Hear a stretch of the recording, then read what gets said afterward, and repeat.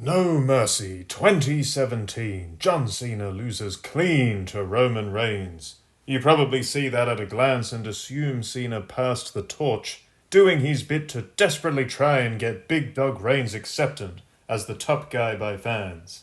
You're the real doctor of thugonomics, Roman. Yeah, not quite. You see, in the lead up to the bout, Cena was allowed to do his thing on the mic. And if there is one thing John Cena has always been a menace to society with, it's absolutely burying his opponents come promo time. Roman Reigns was far from the tribal chief at the time, still wearing a shield vest, fluffing promos with awkward stammers, confused facial expressions, and material so lame, even the kids in the audience were getting stingers from the amount of cringe being caused. And John Cena laid that all out there on live TV, completely demolishing this awkward, next-generation attempt of the cookie-cutter superhero Cena himself had played for so long. Fast forward almost 6 years, WrestleMania 39. Vince McMahon calls in that favor again. This time, old Hollywood Cena, now leaned out and enjoying the high life as a tidy-whitey wearing D-grade DC character on HBO, is going up against young US champion Austin Theory. In a promo that Theory's #1 hater, Triple H, likely masturbated to on multiple occasions, John Cena absolutely roasts old Vinnie Mac's final pet project to hell. He destroys his character, his look, his promo ability, his presentation.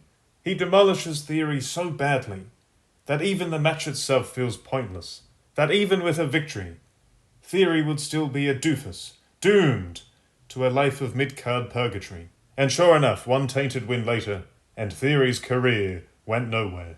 With Vince McMahon soon out of the picture for good, Triple Nose could commence a burial that continues to this day, with fan interest in Theory already on the wane back then, after Cena poked more holes in his work than Swiss cheese.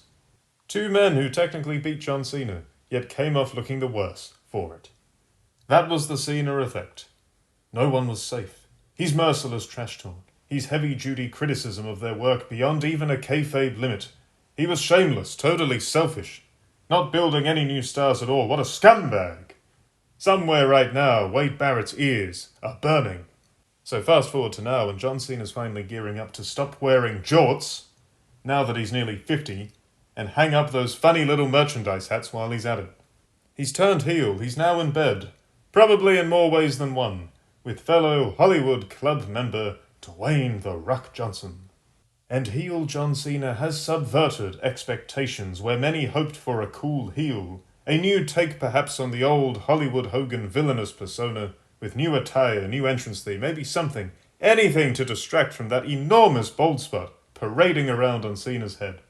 Fans got the same old Cena, now bitter, refusing to change, absolutely rinsing the audience, and revealing a long-time coming, long-gestating hatred of them all, due to the polarized reactions he got throughout his run as the WWE's leading man. And his first two promos after turning heel and joining forces with The Rock and Travis Scott for some reason, were barely about Cody Rhodes or his new pals. They were purely there to establish his new persona and motivations. Now that's fair enough, he got to establish a new character, sure. And they were good promos, very entertaining. But both times, Cody Rhodes comes out, gives John Cena a good telling off, the way a teacher or a parent might deal with a naughty child, and Cena just takes it. Something he probably has to do a lot now that he's moving up the Hollywood ladder. He takes it silently and moves on. When Rhodes tells him that's enough, desperately trying to put some bass in his voice for a change, Cena just accepts that it is actually enough, and he shuts up. So finally, week 3 of Bad Boy John Cena, we get a more standard back and forth between him and the American Nightmare. Rhodes's delivery is so often very forced, very blatantly scripted. You can tell he's been looking at a screenplay all day, talking to himself in the mirror. And with that lisp, honestly, he reminds me of some really bad child actor or something. This is the antithesis of a cool professional wrestler. He's clearly watched 8 Mile recently as well, because he tries to list off some of his own flaws. Like that time he got saddled with the Stardust gimmick, or he's just hideous neck tattoo, among other things. And all the while, and hey look, this next part is not Cody Rhodes' fault. All the while, the stupid, insufferable London crowd, and I lived in London for a long time, one of the greyest, most cluttered, miserable cities in all of Europe. This idiot crowd keep doing their stupid little chants, Cody Rhodes, idiots, so loudly that they're actually drowning out the guy they apparently like. Poor Cody Rhodes has to put his promo that he's memorised all week on hold so these goobers can keep chanting. Really, it's just quite disrespectful after a while, but whatever. What Rhodes leaves out is how, for several years after he originally left WWE, people called him the 3-star general, as he would suck the life out of every indie show he popped up with his soft, boring WWE style of wrestling in the niche world of dangerous, hard-hitting, reckless action for subpar pay. He left out how he largely ruined Kenny Omega's one-and-done world title reign in New Japan, and never got over with the Japanese crowd regardless of his Bullet Club affiliation, his high-profile feuds, or whatever singles title he was holding that week. He also glossed over how the fans in AEW, the promotion he co-founded, no less, angrily turned on him for a variety of reasons, from essentially going part-time, this is quite rich, to pursue beyond lame reality TV and game show TV gigs. And whatever the hell it was he played in Arrow, alright, unfortunately I'm not a human bot, so I don't watch the CW, so I don't know what character it was, to his cornball, rah-rah promos, and ill-fitting cracks at Patriot angles, which also included his just legendary attempt at seemingly trying to insert himself into the civil rights movement of the 60s and 70s. There's also the fact that even before Stardust, gimmicks like Dashing Cody and Undashing Cody and Mustache Cody suggested WWE in general saw him as little more than a mid-card goof, and that's what they thought for many years. Conveniently, none of that was really brought up, and John Cena either doesn't know about half that stuff, which as a busy, successful man with an actual life, he may not, fair enough, or, for whatever reason, he was not permitted to make a big thing out of any of it. Rhodes also swears again he dropped an F-bomb on Dwayne Johnson the other month. Now he's doing an S-bomb to Cena again, because it's just so cool to swear. Oh yeah. I remember when I was 11, it's quite a long time ago now, and the lads at school, me being one of them of course, all thought we were so cool, dropping some F-bombs and the like in the playground. Yeah, at 11, maybe dropping a little profanity does seem a little transgressive. Cody Rhodes is nearly 40. For all you rap fans out there, it's often been said that artists who rely heavily on swearing in every damn line of their verse are compensating for a lack of actual wit or creativity in what they want to say, and more importantly, how they want to say it. That's how this comes across.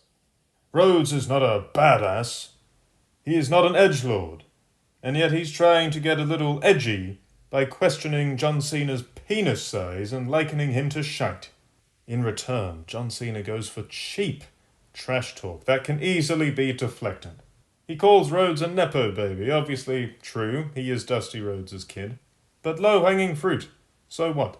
What, do you think Cody Rhodes hasn't worked hard to be where he is today? The guy's a workhorse who will just about get himself killed if that's what it takes to get an angle or a match over.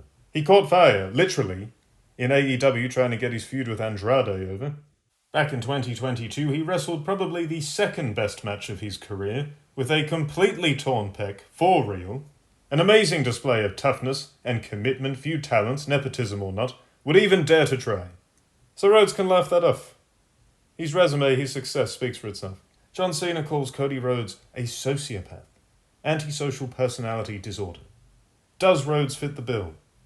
I made a video ages ago suggesting the character he plays is secretly a psychopath.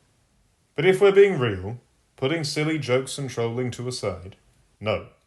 The Rhodes character does not seem to be on that antisocial spectrum. Sociopaths, stereotypically, are impulsive, have little to no empathy for others, are needlessly aggressive, often control freaks, compulsive liars, prone to violent outbursts. and unable to learn from their mistakes. Just a few traits to consider there. Rhodes, the character, we're just talking about the character. The real-life Cody Runnels is not in this equation. Cody Rhodes, the character, is a good guy. He fights honorably, he treats people with respect, he's nice to fans, he cares about his family. Even in times where violence would be fair enough, he often goes for the microphone first. WWE have worked very hard to make him their most noble, morally upright character. Cena saying this goofy stuff did not make Rhodes look bad. It did not cook him, as the kids would say. It just made Cena look petty and desperate.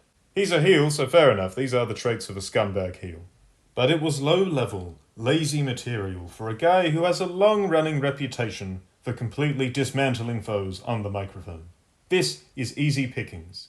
And there are so many holes in this script these two are going off of. At one point, Rhodes merely says John Cena was picked by Vince McMahon, whereas Rhodes was basically picked by the fans. Right.